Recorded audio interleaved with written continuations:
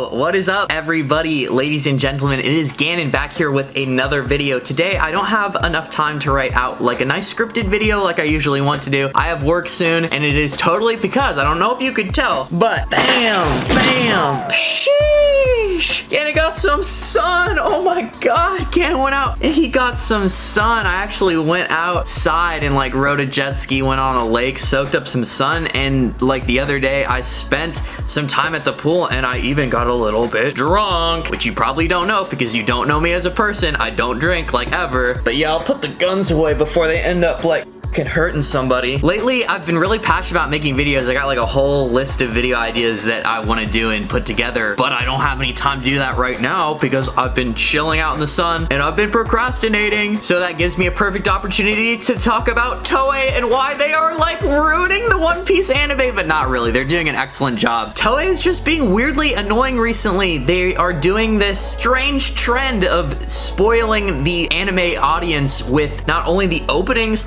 but recently they did something that's like downright egregious and just conflicting with the actual story. I am not an anime watcher, okay? I just look at the anime clips from afar on Instagram as they come rolling through my feed. I read the manga. I wait for the manga to come out every week. Because I watched all of Whole Cake and then also all of Zo, my passion for the One Piece anime kind of drifted. It slowly became known as, hey, there's a high budget scene sprinkled here and there, but mostly we're just getting a bunch of Duwangs. And I think like retrospectively looking back on it, they did that with a purpose in mind. They did it because they needed this, I assume, a bigger budget for the Wano arc, the best arc in One Piece, the craziest war to ever happen. The animation is stunning. These episodes are coming out and it is some of the best animation in like Shonen Jump history, not just like One Piece history. Absolutely flawless animation. I know, I'm pretty sure the guy who worked on the Broly movie worked on the Wano arc to some degree. A bunch of different talented directors. Like the One Piece animation is so lit right now. You have animators and illustrators from other series and mediums just tweeting out and repping it, and then you just have the community every day googling and seeing like, oh my gosh, who was the director that worked on today's fire One Piece episode? Because you do see these chapters and they're absolutely bringing them to life. Some of the most stunning, well animated scenes in One Piece history is in the Wano arc, and I couldn't be more proud, especially with One Piece's recent track record of having major Duwangs. Like there was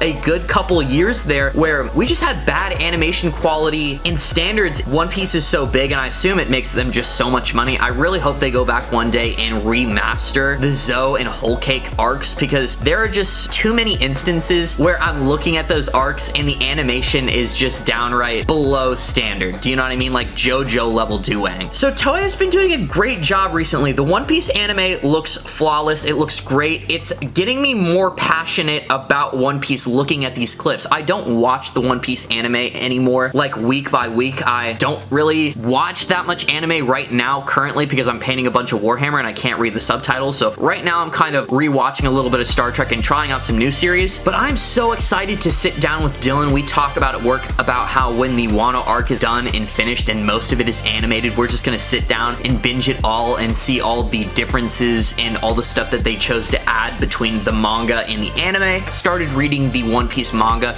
just like right at the Doflamingo Gear 4th fight in the manga. So that's how long I've been reading the manga. I haven't been a manga reader forever. I've not read the entirety of One Piece. I've probably read like the first third part of the story and then the later third part of the story. So there's just that middle bit where I'm confused. I really don't know how a fight in the manga translates to a fight in the anime these days. How much that they're adding in and juicing it up. I know for a fact that they juice the hell out of the Katakuri versus Luffy fight. But yeah, with all that being said, Toei's doing a good job right now. They're doing a good job, but there is something strange that they've been doing ever since the start of the Wano arc, and this is just a trend that to me has been kind of absent through most of just anime culture, anime history, and One Piece history. Usually when you make an opening, especially when it's for an arc that's important and has really awesome, cool key characters. Most of the time in anime, what they'll do is that they'll just shadow out these characters completely. I know a lot of animes, they'll have like one version of the opening where they have the main cast of antagonists just kind of shadowed out. So maybe you see like the main dude, but all those goons that you as the reader are not supposed to know about yet, and it's probably more fun to experience them through the medium rather than the opening until they're actually introduced in the anime. They're just going to stay shadowed out. And I know a lot of series, what they'll do is they'll make a second version for when those characters are actually introduced completely, then they'll unshadow them and then the opening will become full. The One Piece openings have been spoiling so much. I'm pretty sure that before any of these scenes happened, they decided to spoil the Roger Whitebeard scene, Kaido's commanders, Kaido's devil fruit, I'm pretty sure might have been spoiled before it was even introduced in the series, which in my opinion is just straight up heresy. Kaido's devil fruit is one of the most important and biggest devil fruit reveals in the entire series. I could be a little bit wrong. I'm just kind of going off of hearsay here, but I'm pretty sure they just revealed the Kaido dragon form before it was actually introduced in the anime, just slightly before. And that is just not something that flies with me. You should not be doing that stuff in the opening. I feel like a lot of those elements you should be saving for the actual show. So they're just like putting a whole bunch of spoilers in the openings these days, which I'm pretty sure historically has not been an issue with One Piece, because I've watched most all of One Piece except for like the most recent arcs. I've been reading them, and I could tell you that I don't think they were putting mad character spoilers in those openings like that and really foreshadowing what was to actually come in the arc. I feel like they're doing that way too much in the current One Piece openings. That being said, again, the current One Piece openings are great. Over the top, and then I don't know what the other one, the most recent one was called, but they're probably top 5, dude. They're some of the best openings in One Piece. They're absolutely beautiful, like almost movie level grade of animation. It is amazing, but you cannot be spoiling such crazy things in a series where pretty much like half the fun of enduring this 1,000+ chapter series is getting to experience those reveals for yourself. I think it is really lame if somebody like goes into watching One Piece and they know like a bunch of stuff, like they know all the Admiral's fruits, they know all the Whitebeard pirates fruits, they have all that stuff revealed to them. If you have all that stuff revealed to you and you go and watch One Piece, I feel like you're just gonna have like 66% as much fun as somebody who knows nothing about the devil fruits. In just like every episode, a new cool ability is getting like introduced to him and a new character is getting introduced to him. And that is why I fell in love with One Piece, and I just think it's a little bit of a shame that Toei is putting that much foreshadowing and just straight up spoilers in the openings. Okay, and then last thing I want to talk about today is just their egregious, weird decision to like, it's almost like canon conflictive. I watched it this morning, and I'm not an anime watcher, guys. This was such an egregious decision that they decided to do. It was so conflictive with the community that I even heard about it. Like, people were talking about it in my Discord. I heard about it from miles away. You could see like it was a huge topic on YouTube, and it really just shouldn't have been yet. They decided to reveal that Zoro like used Conqueror's Haki in the last episode in a little bit of extra filler, like on the ground floor of Onigashima, or they're on their way to the raid or something. Like I said, I'm not an anime watcher. They're like on their way to the raid, and Zoro decides to just impose his wrath on this group of Kaido's thugs who are making fun of the people who are starving in Okabore town. Zoro then uses Conqueror's Haki and puts them out cold, and it looks like a Luffy Conqueror's Haki moment, and it looks like Zoro is conscious of his Conqueror's Haki. Zoro, you have seen Luffy use Conqueror's Haki a handful of times now. You know what it is. Mihawk probably told you. And then when we got to Fishman Island, there's that scene where Zoro looks at Luffy and he's like, okay, if you couldn't do at least that much, then I would have had to become the captain, which for the longest time made people kind of believe that Zoro was fully conscious about the fact that maybe he had Conqueror's Haki, or maybe that he was going to unlock it. Except, spoiler alerts if you are not an anime watcher, this is huge. On the rooftop for the manga readers is the first time where Zoro's Conqueror's Haki is revealed, and rightfully so. Like, this is a big deal. For another Straw Hat to get Conqueror's Haki is insane. We've been theorizing that Zoro's gonna get this stuff for damn near a decade now, and we finally got it, and I would much rather that be revealed in an awesome climactic moment like the roof fight against Kaido, rather than just some insignificant filler scene that's almost conflictive. Because in the manga, Zoro does Ashura towards Kaido, Kaido, and Kaido's like, Conquerors Haki? And then Zoro's like, huh? What do you mean? I just put my all into that attack, implying that Zoro was not conscious or aware of the fact that he was using Conquerors Haki, or that he even was able to use it. That is what that implied to me. So the fact that Toei made this weird decision to just slip in this crazy reveal, something that should be like a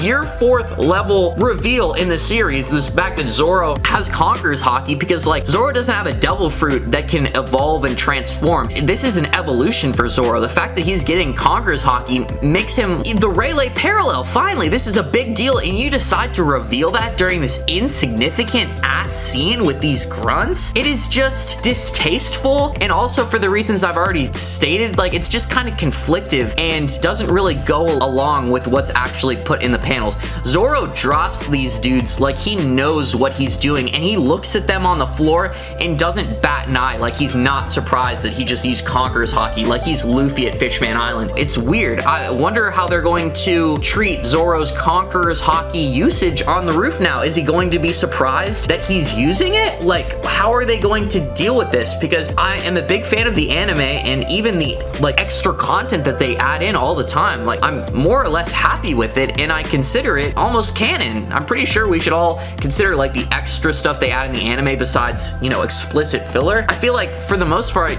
we should just consider that canon, but this seems like a mistake. This does not seem like them adding in extra stuff. This just seems like them revealing something early, almost wrongfully, incorrectly, and just in poor taste, bad timing. They did it to my boy Zoro, and everybody's rightfully pissed. I feel like nobody would care if y'all deleted that 20-second clip from the episode. Like, it just doesn't make any sense. I'm really curious to see if we get on the roof and they're almost going to retcon what happened in the manga and make it a manga difference. But I'm really interested to see, because I feel like we're going to be talking like 5 years from now and be like, oh yeah, in the manga, Zoro got Conquerors Haki on the roof and it was cool, but in the anime, he just got it on the ground floor against some grunts. Ooh. Same level of disappointment. Like, we got Whitebeard with his face blown off in the manga, and then we didn't get any of that in the anime, and I know they were just trying to be like PC and not get somebody with their face blown half off. But I was a little bit disappointed when I learned, like a couple years after watching Marineford and the manga, he actually got his face blown off. I thought that would have been so cool. But with all that being said, sorry, that's all the time I had to actually make a video today, and I really wanted to talk about this because I just want to see how people feel about this. Are you as surprised as I am? I'm not an anime watcher. I feel like I'm a little bit more passionate about the manga currently because I read it week to week, but I am also going to admit that the anime is better and it's more fun to watch. It brings things to life. It brings the characters to life. But this was just a weird decision. It's almost wrong. It's almost incorrect, and it just seems like a mistake to me. But what do you guys think? Please leave it down in the comments below. I'd be very interested to see what you guys have to say. If you're enjoying the content that you see on the channel, I would be very flattered if you were to subscribe. I would really like to get to 1,000 subscribers soon. It's like a little bit of a dream of mine. So if you're enjoying any content you see on my channel, please